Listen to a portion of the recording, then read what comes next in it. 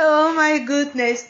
It's been so long since I did a live video on this what? How do you call it? IG handle. Ah la la la la la la. Things came up and I traveled to Ghana and oh my goodness. You know, when you don't do something consistently, you can easily just fall off the wayside and then get on the wayside. When something is so peaceful now, sometimes you are like, let me not just disturb it, let me not just talk about it, let me just cherish it in my heart. Oh, it's evening time in my country, so good evening, my special a cure and her age tribe. Wow.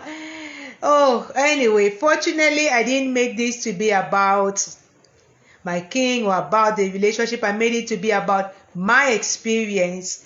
But then, I mean, it's cool. It's so beautiful when you have been kind of used to wallaish kind of relationships. When you get one which is so serene, even if you had been dreaming about it, you sometimes ask yourself, when will Allah come?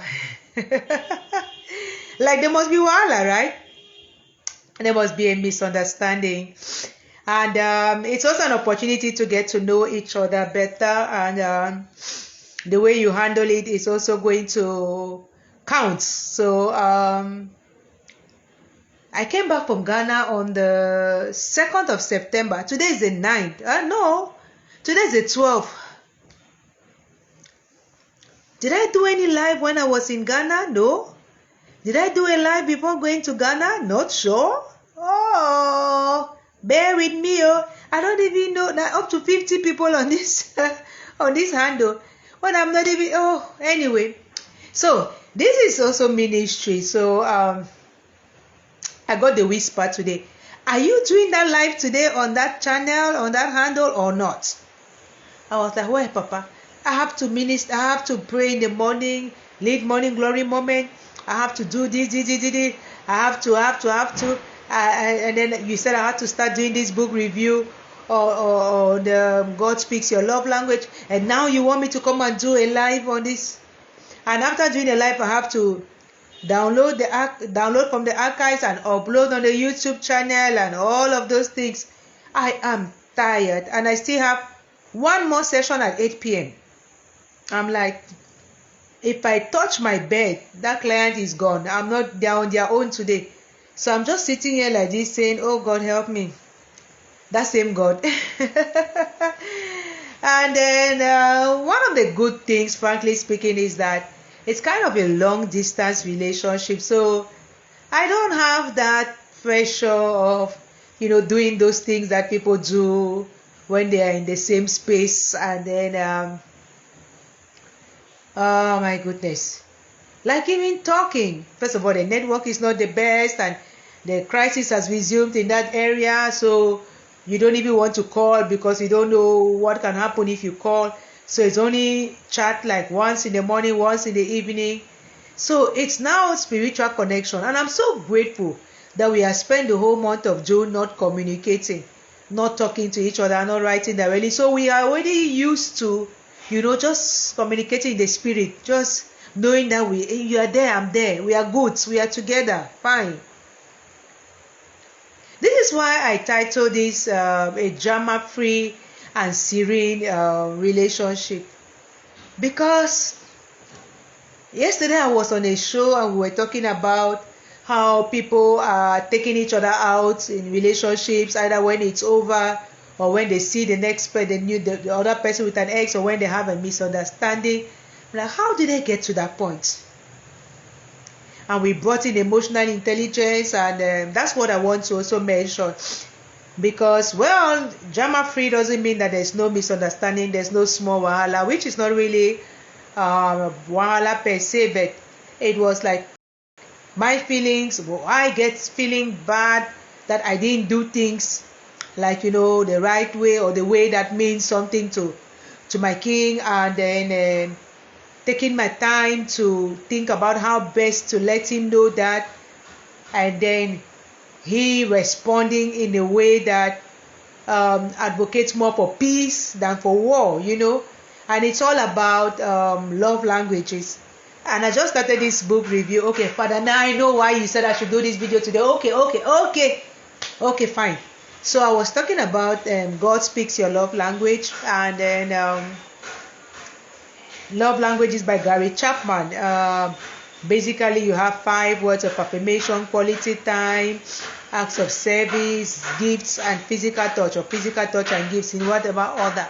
And so each person, each human being has a primary love language and a secondary love language. That's what he advocates for. My primary love language is quality time. My secondary love language is words of affirmation. Acts of service, I work so much myself, you might think you are killing it to impress me and you will not even get to me.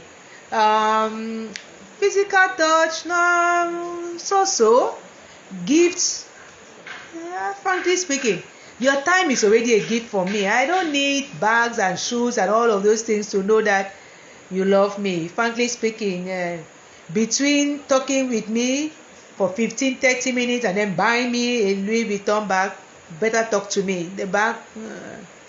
So he also has his own, and although I had asked him, I don't think I got it so well. And so when he turned 50 on the 1st of September, I went all out, not all out, well, I went a bit loud, and I made him a card, and I wrote things, and I put the thing all over, and I did a video and everything. And my friend called that fanfare. He said he wasn't moved by that.